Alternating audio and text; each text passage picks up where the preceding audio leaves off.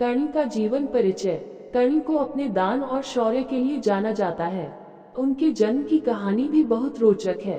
कौमार्यावस्था में कुंती को महर्षि दुर्वासा की सेवा के फलस्वरूप देवताओं के आवाहन का विलक्षण मंत्र प्राप्त हुआ।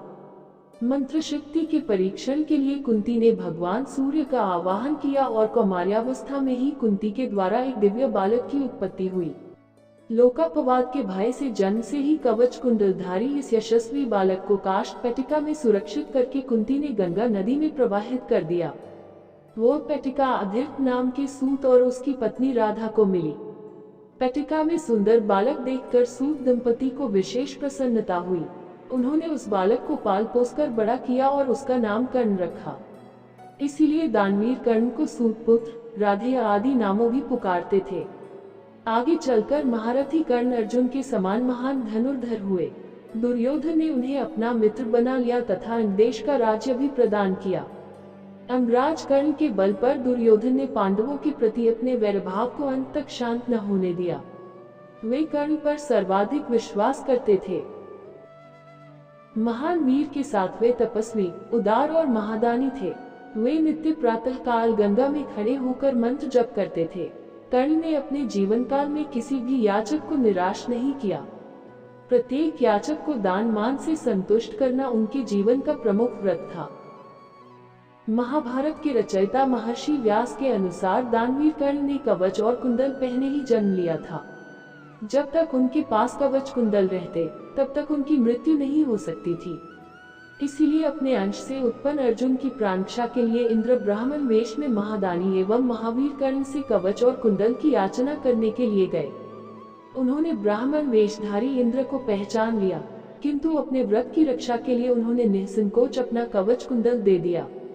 इंद्र ने उनके महान त्याग से प्रसन्न होकर उन्हें एक अमोघ शक्ति दी।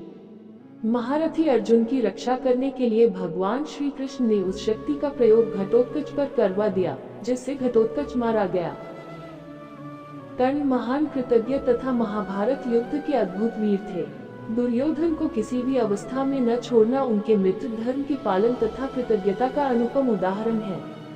संधिदूत का कार्य करके लौटते समय भगवान श्री कृष्ण ने उन्हें अपने रथ पर बैठाकर बतलाया कि वे सूतपुत्र नहीं अपितु कुंती पुत्र हैं।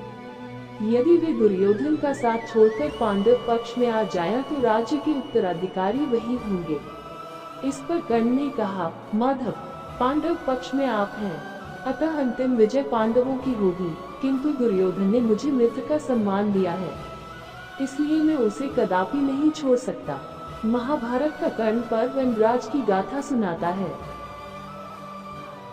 कुंती ने भी गंगा पर कर्ण की जन्म कथा सुनाकर उनसे पांडव पक्ष में आने के लिए कहा।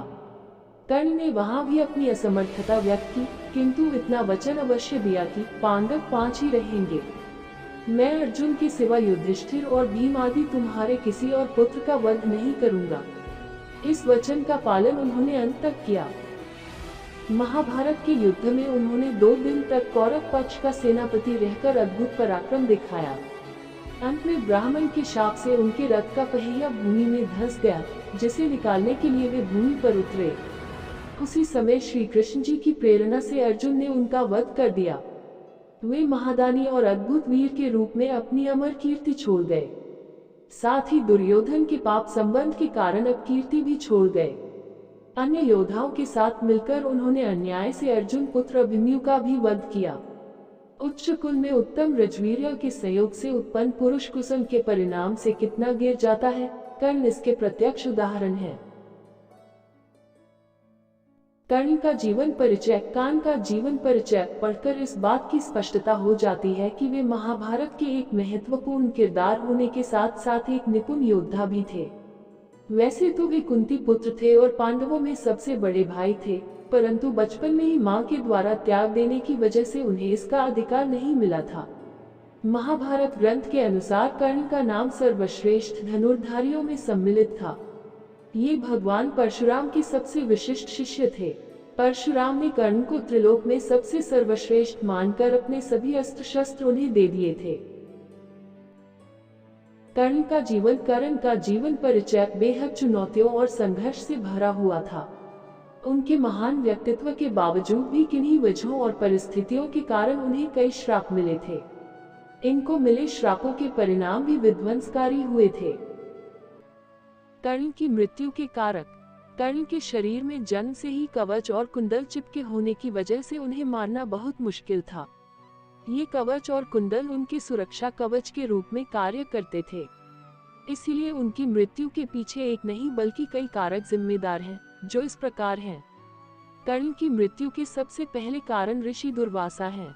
देवराज इंद्र, जिन्होंने छल पूर्वक कर्ण की सही पहचान उनके गुरु के सामने ला दी थी। एक गाय वाले ब्राह्मण ने भी उन्हें मृत्यु का श्राप दिया था, जिसकी गाय को कर्ण ने मारा था। धरती माता का श्राप। देवराज इंद्र ने भिक्षुक के रूप में आकर उनके कवच और कुंडल दान के रूप में ले लिए थे। माता कुंती को दिया हुआ उनका वचन। महाभारत युद्ध में सूर्यपुत्र के सारथी शल्य, जो पांडवों के मामा भी थे, उन्होंने सूर्यपुत्र का मनोबल कम करने में महत्वपूर्ण भूमिका निभाई थी। उनके द्वारा द्रौपदी का अपमान, श्री कृष्ण के द्वारा अर्जुन को कर्ण का वध करने के लिए विवश करना, भीष्म पितामह द्वारा कर्ण को लड़ने की आज्ञा न देना।